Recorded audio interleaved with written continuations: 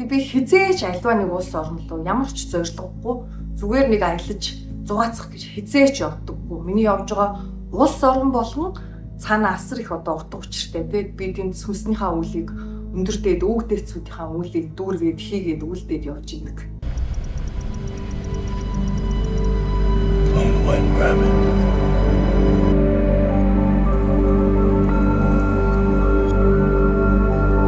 За өнөөдрийн минь подкаст ээлж дугаар хэлж байна.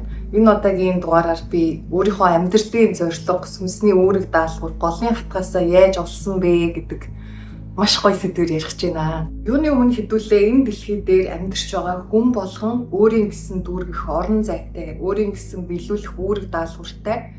За амьдралын зорилго, сүнсний зорилго, голын хатгаас гэж одоо олон янзаар энийг нэрлэдэг байгаа шүү дээ. Тэгэхээр нэг л зүйлийг нэрлэдэг байгаа.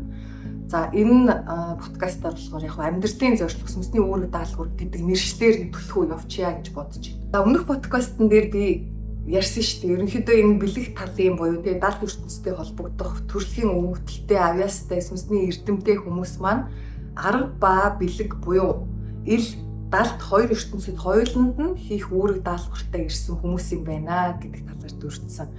Тэгэхээр энд яриад сууж байгаа би бүжин яг ийм төрлийн хүн гэсэн үг. Ерөөсөө миний арга талын амьдрал дээр хийж гүйцэтгэх үүрэг даалгавар маань бэлэг ертөнцтэй шууд бүр ямар ч одоо салшгүй те нягт холбоотой гэж ойлгож болно. Өмнөх дугаарууд дээр би өөрийнхөө өвөг дээдсүүдтэй хамгийн түрүүнд холбогдож эхэлсэн талаараа ярьсан байгаа. За өвөг дээдсүүдтэй холбогдсны дараагаар далд ертөнц бэлэг ертөнц рүү нэвтрэх одоо үүд хаалх портал нэгдээд ерөнхийдөө далд ертөнцөд бэлэг талд оршдог бүхий төрлийн сүнсэглэлүүд, оршихуйд, ухамсарууд, бод галуудтай шууд харилцаа холбоо тогтоож эхэлсэн. За нэг өдөр их сонин үйл явдал болсон.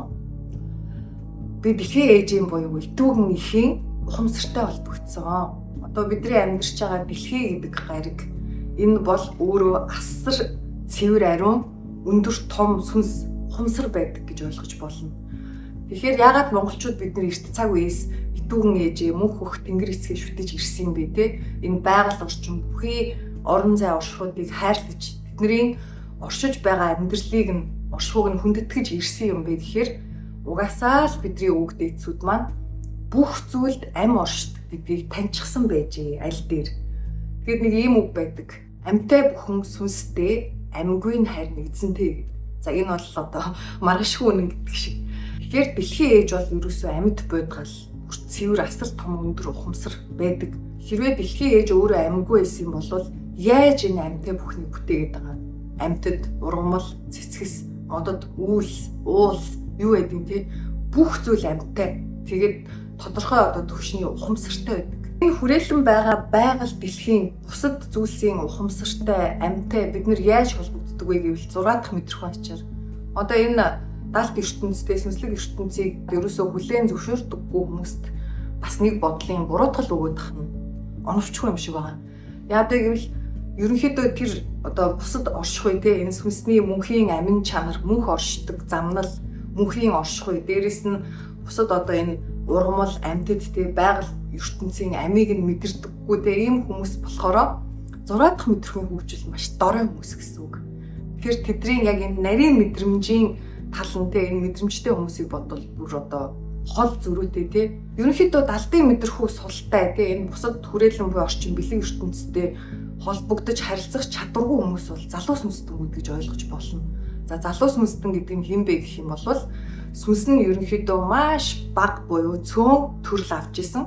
Дөнгөж одоо ухамсарынхаа доод шатлалаас хөгжөөд амьдралын тулд туршлага хөрвүүлүүлээд явж байгаа хүмүүс гэж ойлгож байна. Тэгэхээр энэ төрлийн хүмүүс маань дөнгөж одоо энэ махан биеэ яаж авч явах вэ те? Тухайн амьдарч байгаа цаг хугацаа, орчин нөхцөлдөө хэрхэн амьд үлдэх вэ гэдэг дөнгөж амьд үлдэх зөндөө суралцж байгаа хүмүүсийн хувьд одоо юун орчлон ертөнц сүнс ухамсартай энийг ойлгох болоогүй.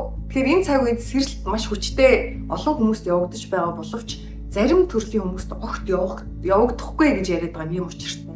Энэ хүмүүс энэ наснаас сэрэхгүй. Тэгэхээр бид нар яаж чичээгээд тэр хүмүүс рүү одоо тэнэг мангараар нь дуудаад ч юм уу те энэ цаг нь болоогүй сүмстэн учраас угаасаа сэрэхгүй байхгүй юу. Тэгэхээр таны мэдэрч байгаа зүйлийг, таны яриад байгаа зүйлийг ойлгохгүй хүмүүст буруу өгөх ерөөсөө шаардлагагүй юм билээ. Бид нар маань хөрхий тэгээ байглаараа аясараа л тэ амьд үлдэх зөндөө суралцаад явж байгаа залуу сүнстэнүүд.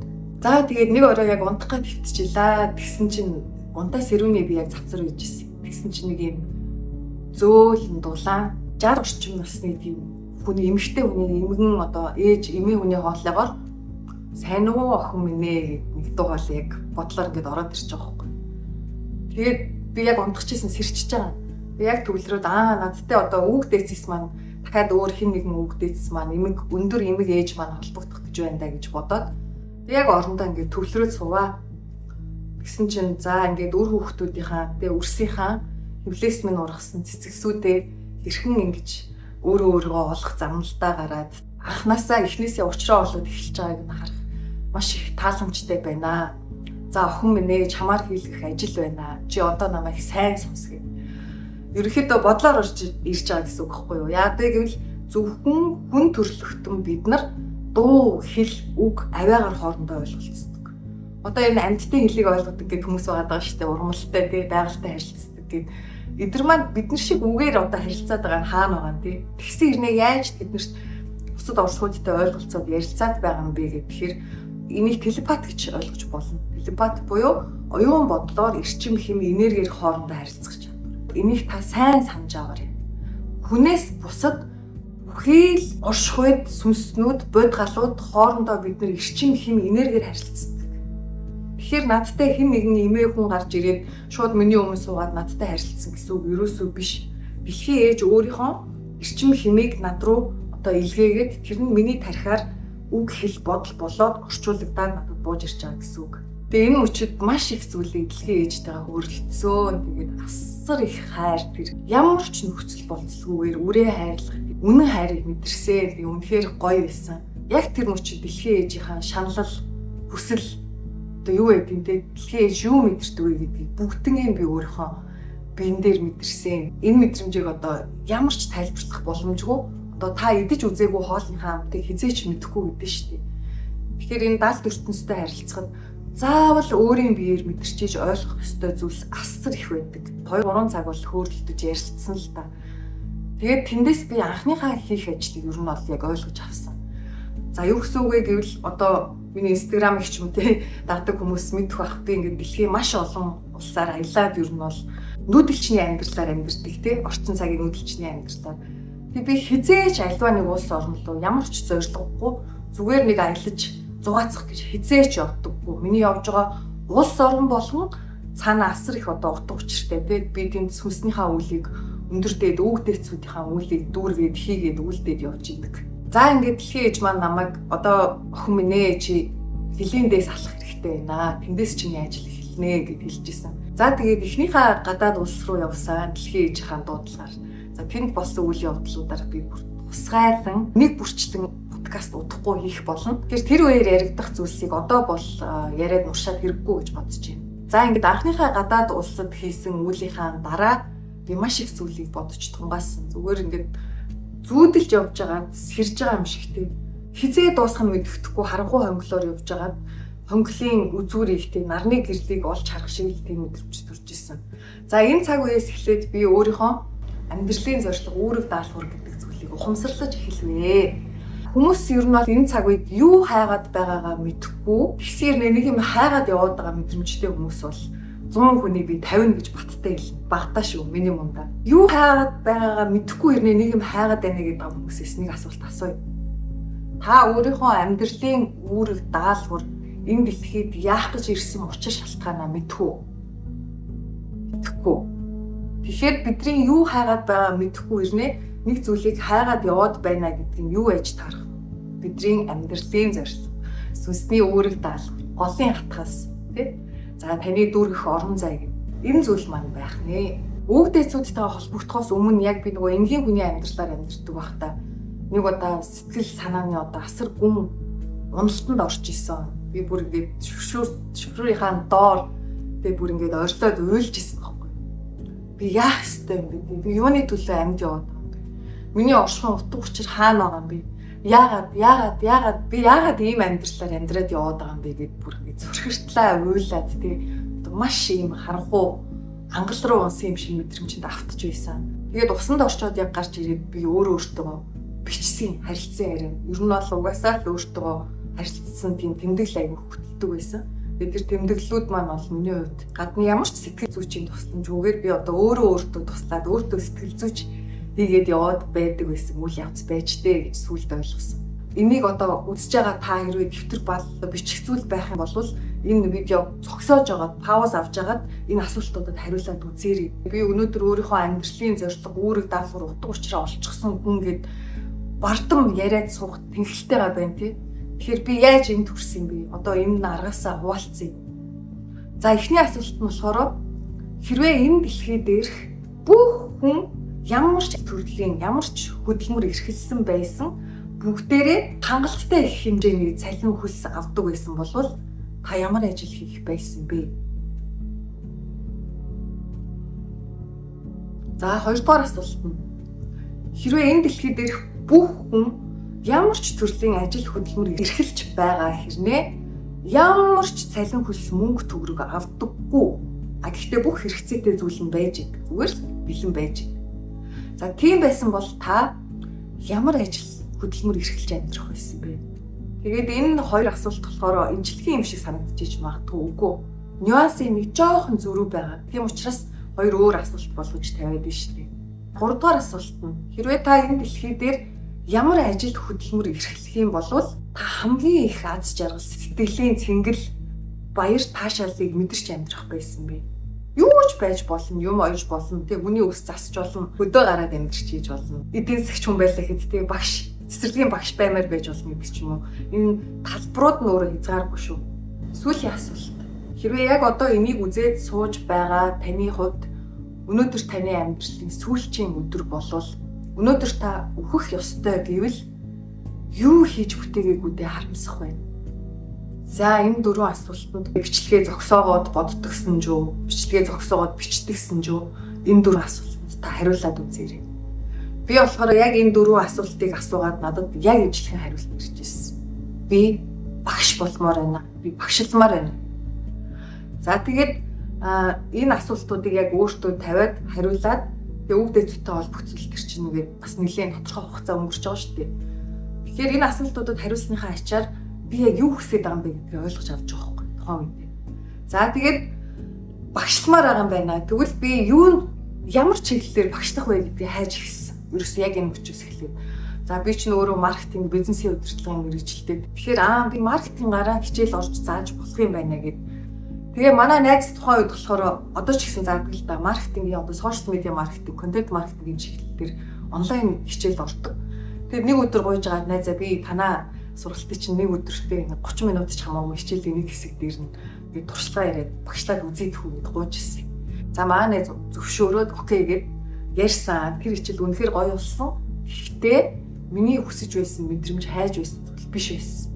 За тэгээд багасаа ер нь бол урлаг, уран сайхан, дуу хөгжмөнд маш их дуртай болохоор за би урлагийн чиглэлээр хүнд багшлах юм болов уу гэж бодоод зураг зурж үзвэл ер нь яа гэв би энэ талаар тэ илүү дахиад мэрэгшиж байгаа. Дахиад их сургууль сурсан ч надад хамаагүй санагдчихсэн тухайн үед.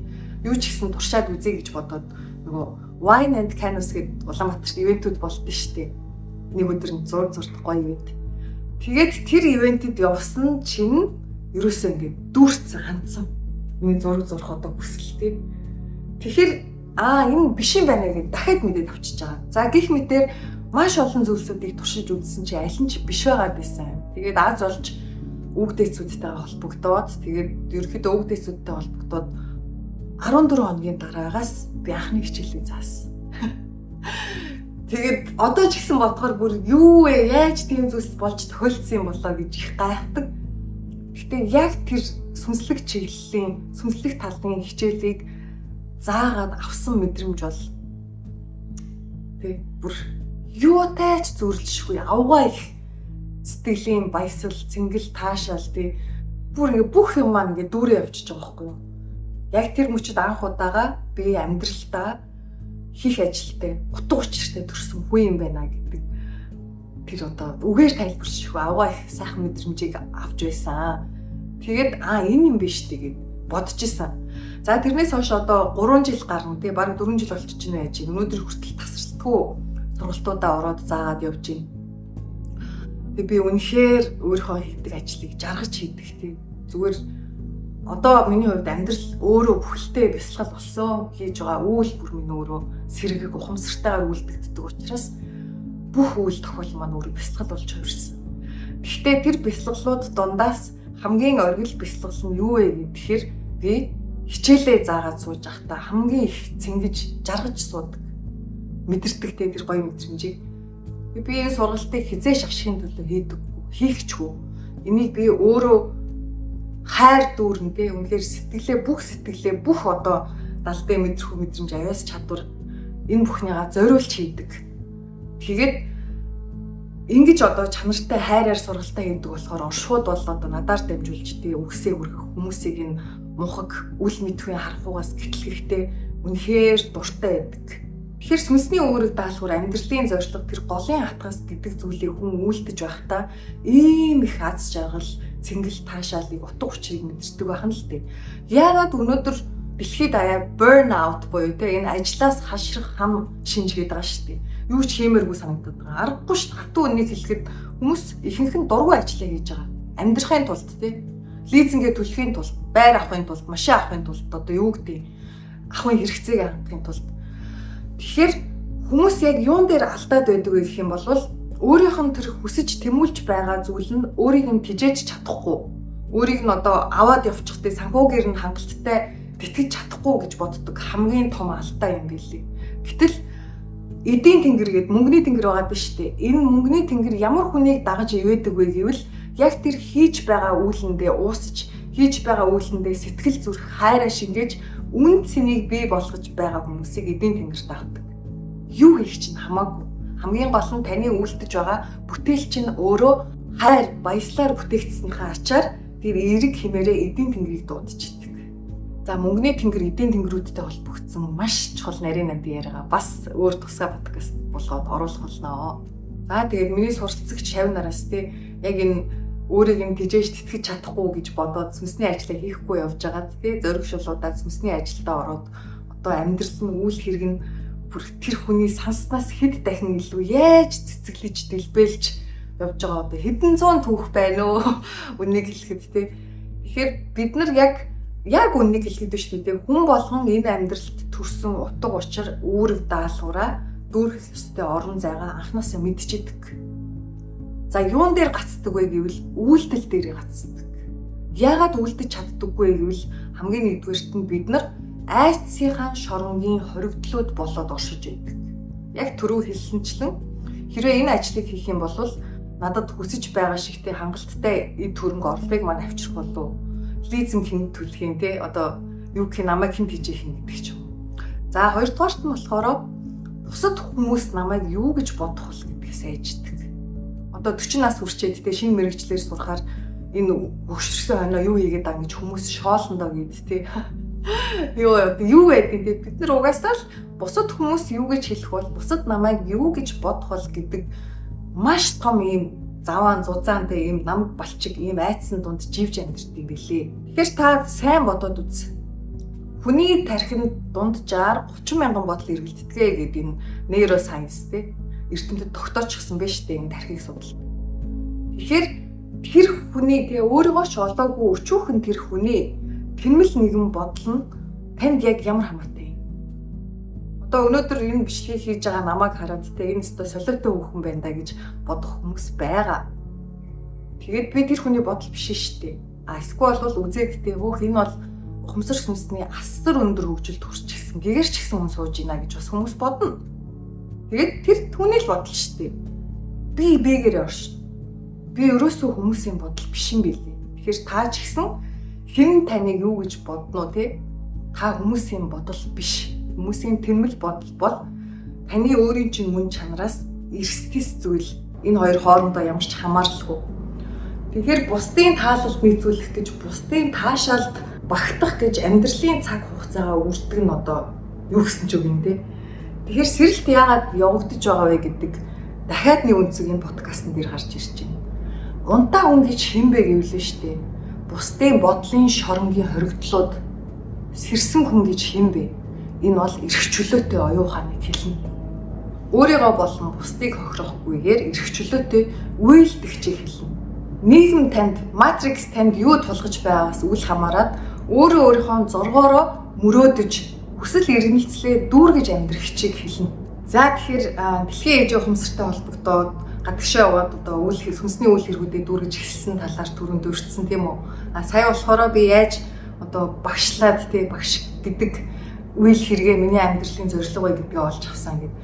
Тэгэхээр энэ дэлхийн улсуудаар одоо яваад байгаа үйл хэрэг маань миний амьдралын үндсэн зорилгоудын нэг хэсэг. За энэ дээрээс яг өнөөдрийн подкастын гол сэдв гарч ирж байгаа. Бид нар одоо хүний амьдралын зорилго, сүнсний даалгавар гэдэг ч юм уу, голын хатгас гэд нэг юм том зүйл байдаг гэд тэрийг л ингээд хайгаад тэмүүлээ яваад байдаг. Гэтэл үгүй манайхан. Хүний амьдрал үндсэн ба дэд зорилго гэж байд юм байна. За тэгээ энэ хоёр нь хоёулаа бүр маш олон байдаг. Үндсэн зорилго нь ч олон, дэд зорилго нь ч олон. За жишээлбэл би өнөөдөр сэрэлт явагдаж байгаа хүмүүс сургалт ороод сууж байна тий. Тэгэхээр энэ багшлах гэдэг үйлийг хийж штэ. Замчлах, сүнсний замч, сүнсний хөтөч, сүнслэг багш юу ч гэж нэрлэж болно.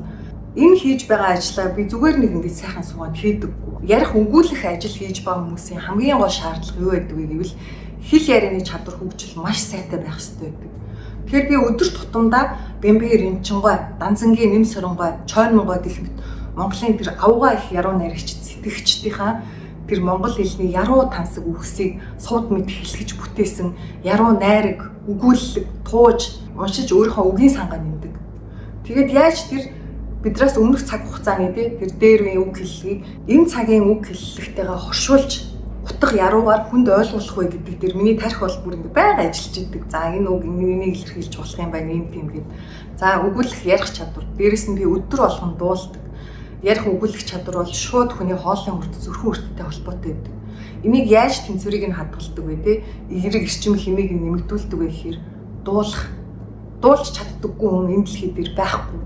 Зүгээр яагаад зарим хүмүүс дуулж чаддаггүй гэвэл трама жоохон бахтан дуулахтан те эргэн тойрны хүмүүсийн солгоо хоолойтой чи ингэж дуулж ахаар дугай бол гэх мэттэй дуу хоолойг нь хориод тэгээ тэр хүн өөрөөгөө би муухай хоолойтой юм байна гэж кодлсон би дуулж чаддаггүй юм байна гэж кодлсон хүмүүс л байдаг. Тэгэхээр дуулж чадахгүй хүн ерөөсөө байдаггүй шүү. Энэ завсар нь хавчуулахад. За хоёрдугаарт нь багш хүн гэдэг бүх талын өргөн цар хүрээний мэдлэгтэй байх шаардлагатай байдаг. За би яг энэ сүнслэг талын мэдлэг мэдээлэл бол ерөөсөө шууд тэр source их үсэр ох мэдээллүүдийг хүртэж авдаг. А гэхдээ яг энэ арга талын бодит амьдралын улс төр, геополитик, эдийн засаг, нийгэм яаж явж байгаа юм те энэ бүх мэдээллүүдийг угаасаа гаднаас авдаг. Тэгэхээр өнөөдөр энэ амьдрал дээр энэ нийгэмдээ юу болж байгааг мэдэхгүй байж ээж би яаж суралцагч нартайгаа нэгэн хэмэнд орж тэр хүмүүсийн туулал юу мэдэрч байгаад нь тохирсон эрдмийг өгөх вэ? Боломжгүй тийм үү? Тэгэхээр өдөр болгон би Идэр бат ахын ч юм уу те. За Субтай Pictures гэх мэт мундаг гой залуучууд байдаг шүү дээ. Тэднийхээ ийм чанартай контентуудыг үзэж арга талынхаа мэдээллүүдийг авч идэг. За 3 дугаарт нь би ч өөрөө сүнслэг хөтөч багш байгаад байна шүү дээ. Тэгэхээр сүнслэг ертөнц, даалт ертөнцийн эрдэм байхгүй болвол ийм төрлийн сургалтыг хийх ямар ч боломжгүй. Тэгэхээр өдөр болгон би бүх орчлон ертөнцтэй өвөг дээдсүүдтэйгээ байнгын тогтмол харилцаа холбоо тогтоож байж иж энэ даалт ертөнцийнхөө мэдрэмж мэдрэхүйг одоо хүчтэй чигээр нь хадгалж хөглөж энэ төрлийн чадвар чадамжуудаа тэтгэж байдгаа гэж ойлгож болно.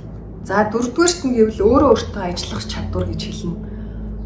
Би хичнээн өндөр ухамсар сүнсний хөгжилд хүрээд хичнээн олон өвөг дээдсүүдтэй холбогдсон байлаа гэд өнөөдөр энэ дэлхий дээр яг энэ махан биеэр амьдарч байгаа хүн нь энэ бүжин гэдэг хүн өөрөө тийм үү. Тэгэхээр энэ миний амьдрал. Би өөрөө энэ амьдрал хувь заяаныхаа эзэн.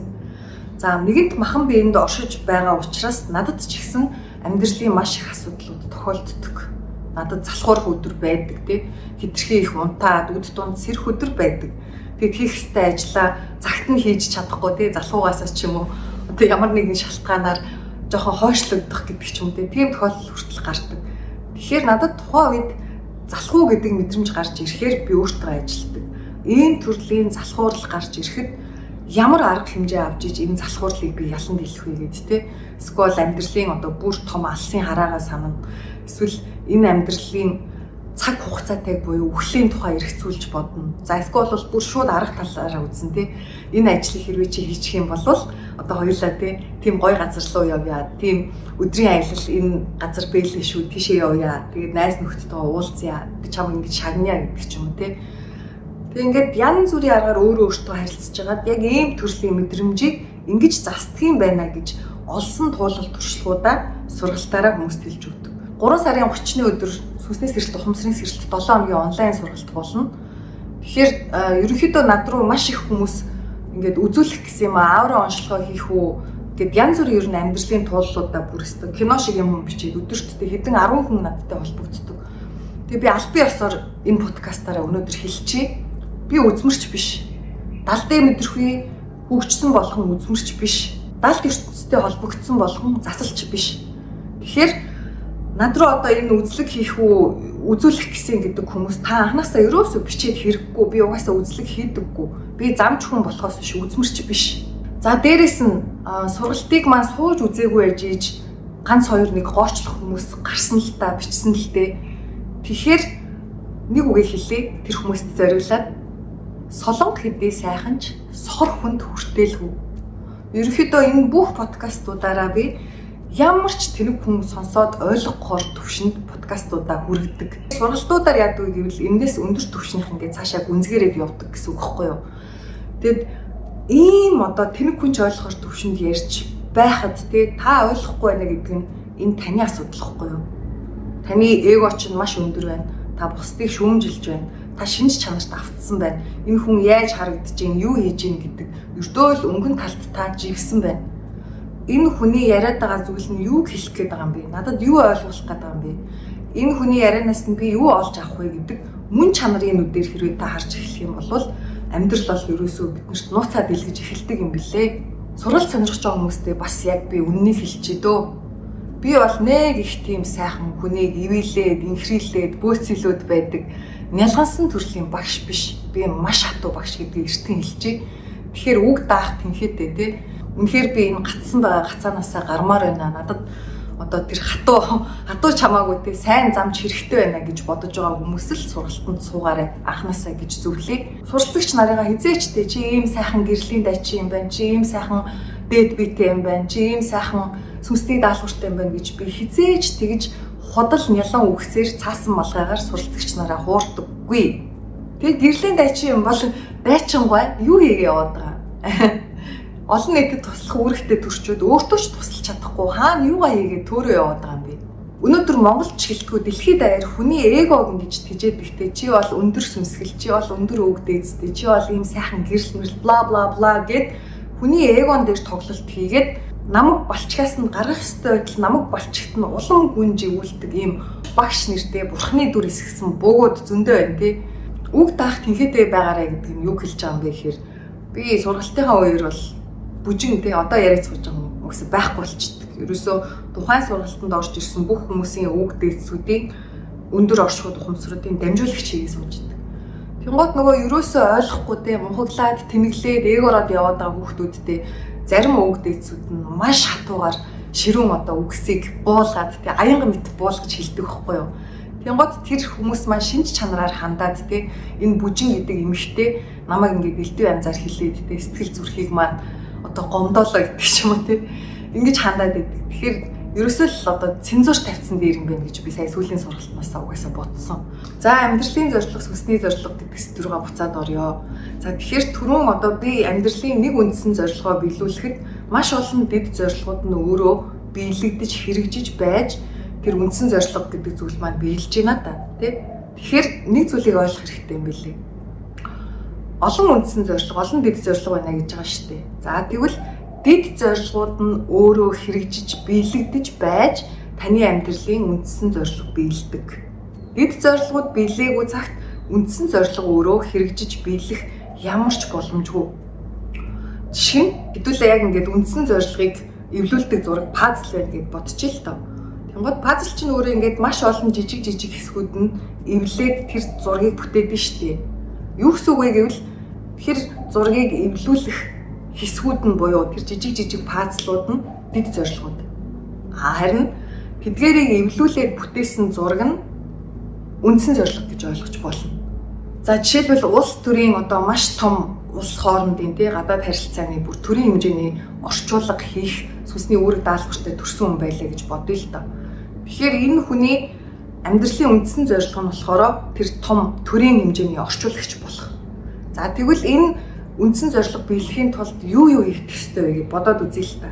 Хамгийн нэгдүгээрт нь хэл сурна тийм үү? Тэгээд тэр хэлийг чинь зүгээр нэг юм одоо генерал төвшөнд сурахгүй шүү дээ. Бүр академиктэй бүр хамгийн өндөр гүн түвшний төрлөх хэлнийхээ хэмжээнд сурсан байж ш тэр хүн тэр ажлыг хийн тийм үү. Тэгэхээр зөвхөн хэл сурахын тулд яах нь тэр хүн маш их хичээл зүтгэл гаргана тий. Тэр сурах байгаа хэлнийхээ одоо хар ярианаас ахуулаад утга зохиол, яруу найраг, улс төр мэрэгчлийн үг хэллэгүүд бүгднийг одоо төгсөж эзэмшиж тэр хүн чинь үндсэн зорилгоо биелүүлэх гээд нь шүү дээ. За тэгэхээр нэгдүгээрт нь сая хэл сурах гэж жишээ авлаа. За хоёрдугаарт нь юу вэ? Тэ түүх. Манай улс энэ улстай ямар харилцаатай байсан юм? Энэ улс нь одоо ямар түүхтэй улс юм гэд тэ түүхээ судлах хэрэгтэй. За гуравдугаарт нь геополитик. Энэ улс нь манай улсаас гадна ямар улсуудтай хоёр дахь, гурав дахь хөршийн харилцаатай юм. Тэгээд тэднэртэйгээ эдийн засаг нийгмийн одоо ямар түншлэлүүд байдаг гэдэг ч юм уу тэ тэр геополитикийн мэдлийг мэдчихэж тэр хүн тэр төрийн өндөр хэмжээний орчуулгыг хийн штэ. За дараа нь яах нь хүнийг нүүр царайгаар нь унших сэтгэл зүйн шинжлэх ухааны мэдлэг заавал байж ч тэр хөдөлгөөний орчуулга гин тэ. За манай талын ерөнхийлөгч юм уу тэ манай талын хүн ингэ хэлсэн чинь царай нэг юу гэж хуурчвтэй. За тэгвэл дараачийн орчуулгыг хийхдээ би дуу хоолойны өнгөө яаж өндөрсөх үү намсах уу гэдэг ч юм уу тэ. За гих мэтэр ингээд маш олон дэд зорилгууд өөрөө биелж ийж хэрэгжиж байж төрийн өндөр хэмжээний орчуулга хийх гэдэг тэр хүний амьдралын үндсэн зорилго биелэх гэдэг нь шүү дээ.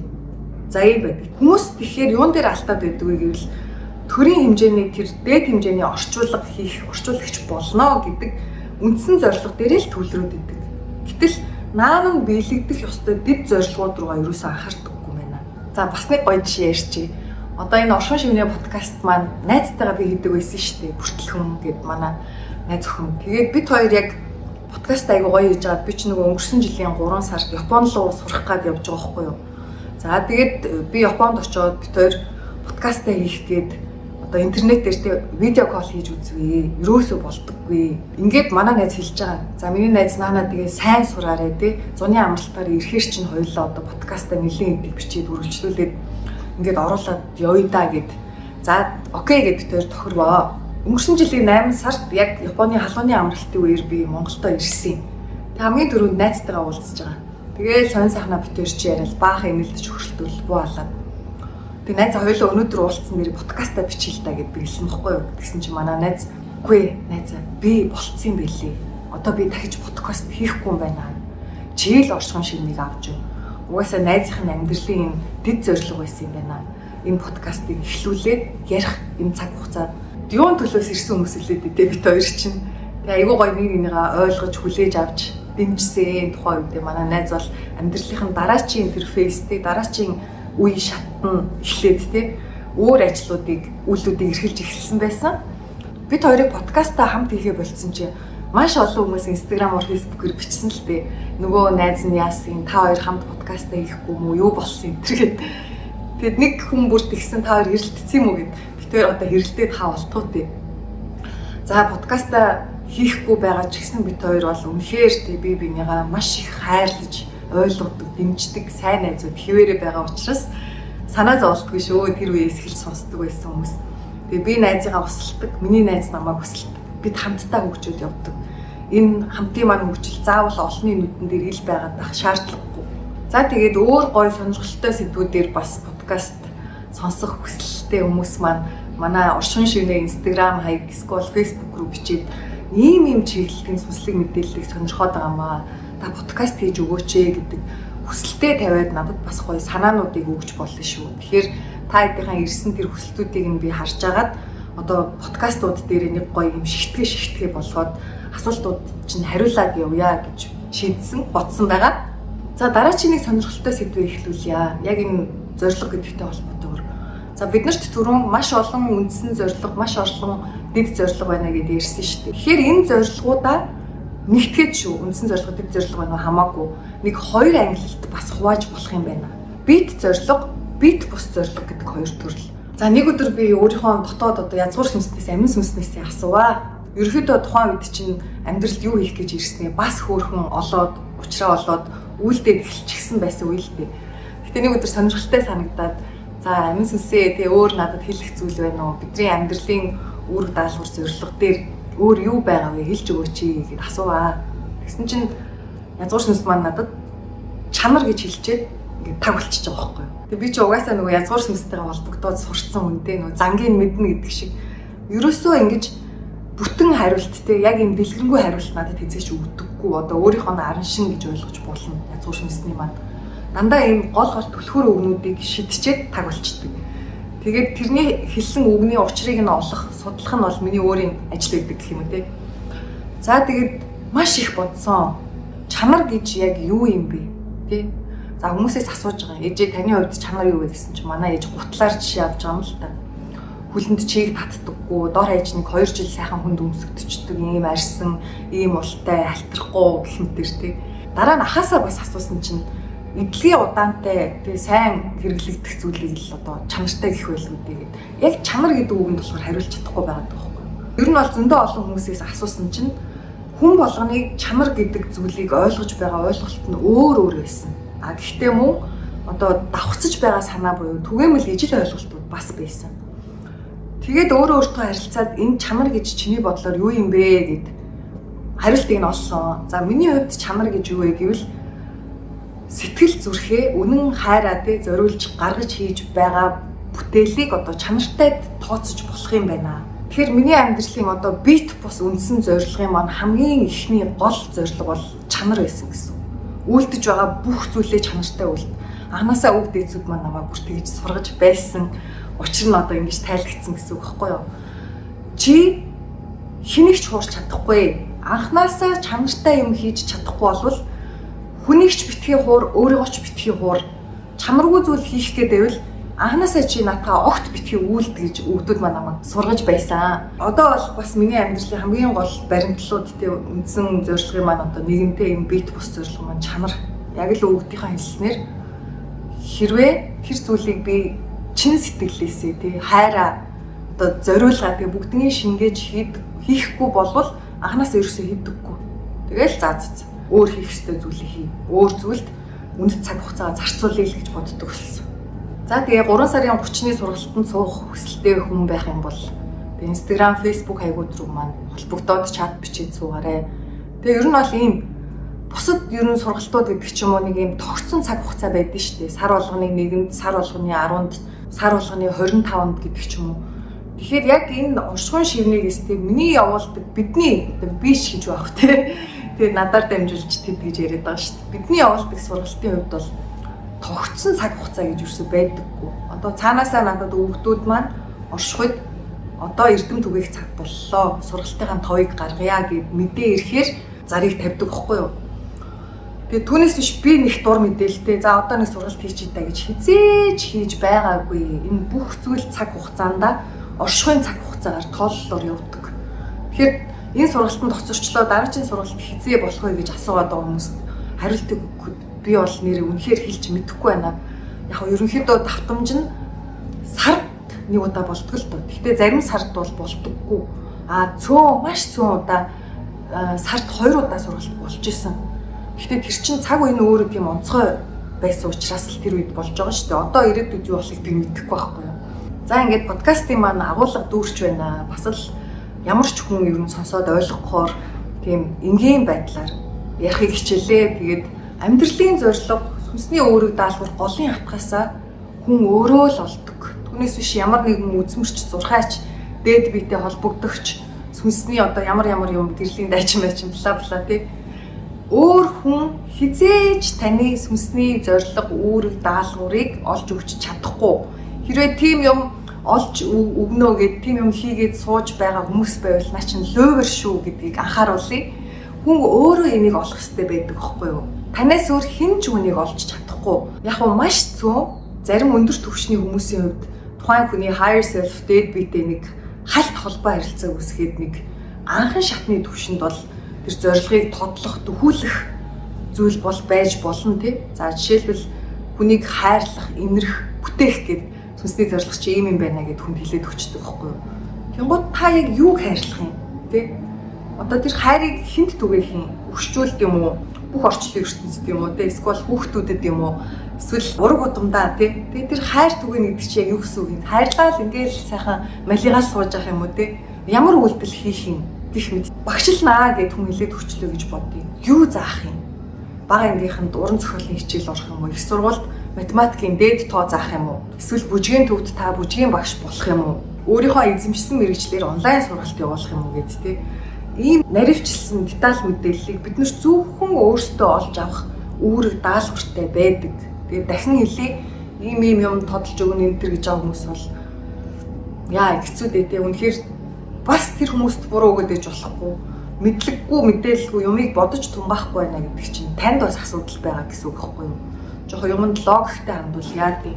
Энэ өөрийнхөө шүүмжлэгч сэтгэлгээ тий, рационал сэтгэлгээ. Оюун санаа тарих гэдэг зүйл яагаад биднэрт байгаа? Энийгээ ажилуулахгүй ингээл хин нэгэн гой сайхан зүйл ярьсан эгогийн чинь тижээгээд байгаа хүний хоол болоод тий.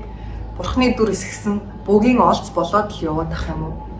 За өнөөдрийн подкаст чинь нэлээд жоохон ширүүхэн явчихваа да тий. Дараагийн дугаар хүртэл түр баяртай. Манай подкастын ураа та засварл ертөнц засарна. Та өөрчлөгдвөл ертөнц өөрчлөгдөнө.